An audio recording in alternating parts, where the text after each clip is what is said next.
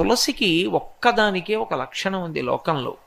తులసి సమస్త పాపములను హరిస్తుంది. ఎందుచేత హరిస్తుంది అంటే దాని గురించి పురాణంలో ఒక మాట ఉంది.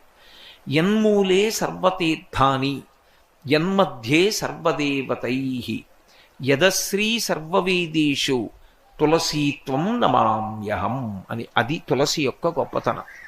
యన్మూలే సర్వతీర్థేషు, తీర్థములు అని ఉంటాయి లోకంలో. అసలు తీర్థయాత్రకు వెళ్ళామండి అంటారు.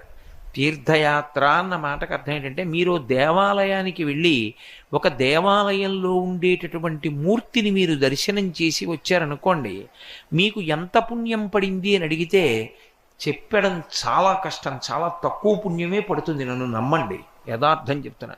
అదేం పెద్ద పుణ్యమేం పడిపోదు. అందుకే దేవాలయం లోపల ఉన్నటువంటి మూల విరాట్ని పరిస్థితి చాలా